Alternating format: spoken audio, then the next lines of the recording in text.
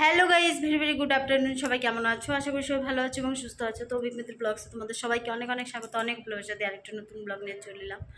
যে যেখান থেকে দেখছো আমার ব্লগটা, তোমাদের সবাইকে অনেক অনেক ধন্যবাদ আমার পাশে এইভাবে থাকার জন্য। দেখতে পাচ্ছি আমি কতটা ঘেমে গেছি। তো লাঞ্চে এসেছি, মোটামুটি 8 ঘন্টা হয়ে গেল।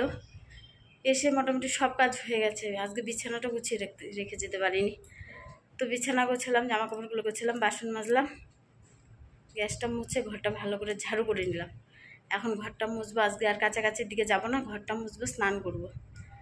আর আমি দেখো প্রচণ্ড ঘেমে গেছি। তো চলো আগে বটাবট ঘরটা মুছে স্নানটা করে আসি, পরে কথা হচ্ছে। সকাল ব্লগটা স্টার্ট করা হয়নি, তাই ভাবলাম তোমাদের সাথে একটু কথা বলে তারপরে যাই। ঘরে এলে কাজ তো শেষ হয় না বলো, একের পর কাজ রেডি হয়ে থাকে।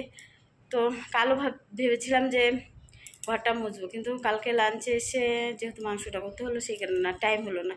এক হাতে কেটে বেছে বাটনা বেটে রান্না করতে তো অনেকটা টাইম লাগে বলো।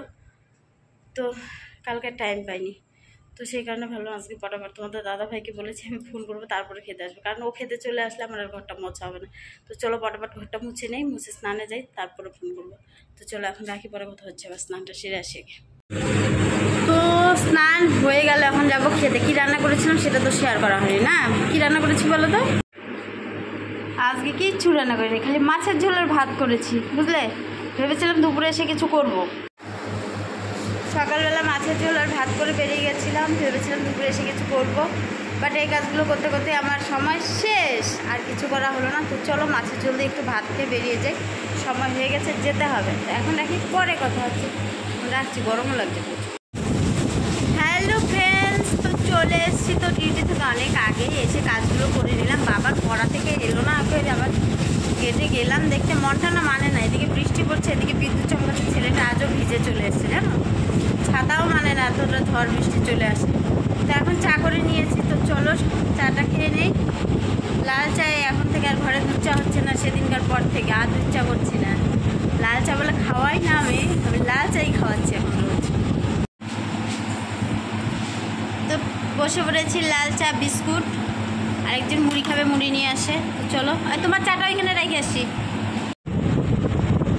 তো চলো চাটা খেয়ে নিই, লাল চা। হ্যালো ফ্রেন্ডস, তো রাতে রান্না কি হচ্ছে বলো তো? ছোটো আলুর তরকারি হবে, দেখতে পাচ্ছ। আলুটা সেদ্ধ করে কেটে নিয়েছি, এখানে মশলা করে নিয়েছি, পেঁয়াজ লঙ্কা রসুন টমেটো সব কাটা হয়ে গেছে, কড়াই তেলও দেওয়া হয়ে গেছে। তো চলো এবার বসিয়ে দিই রান্নাটা। অনেক দিন পর আজকে ছোটো আলুর তরকারি হচ্ছে, বুঝলে, একটু লুচি হলে ভালো হতো। তো হয়ে গেছে, দেখো ধোয়া উঠছে। তো চলো, একটু মাছের ঝোল আছে আর আলুর তরকারি, এই দিয়ে খেতে হবে, আর কিছু করা হয়নি। বাইরে ঝিমঝিম বৃষ্টি পড়ছে, আমরা খাবার দাবারটা সেরে নেই। চলো, বাইরে রিমঝিম করে বৃষ্টি পড়ছে, তো চলো খাওয়া দাওয়াটা সেরে নেই, পরে কথা হচ্ছে আবার। হ্যালো ফ্রেন্ডস, খাওয়া দাওয়া তো হয়ে গেল, আমার প্রচণ্ড ঘুম পেয়ে গেছে। আমি লাইভে এসেছিলাম, লাইভটা করতেই পারলাম না। তো চলো আজকের মতো গুড নাইট বলে আমি কথা বলতে পারছি না। তো চলো টাটা, সবাই ভালো থেকো, সুস্থ থেকো, সাবধানে থেকো। অভিক মিত্র ব্লগসের পাশে থেকে অভিক মিত্র সাপোর্ট করে, থ্যাংকস ফর ওয়াচিং। কালকে সবার সাথে আবারও দেখা হচ্ছে আরেকটা নতুন ভিডিও নিয়ে। সবাই ভালো থেকো, গুড নাইট।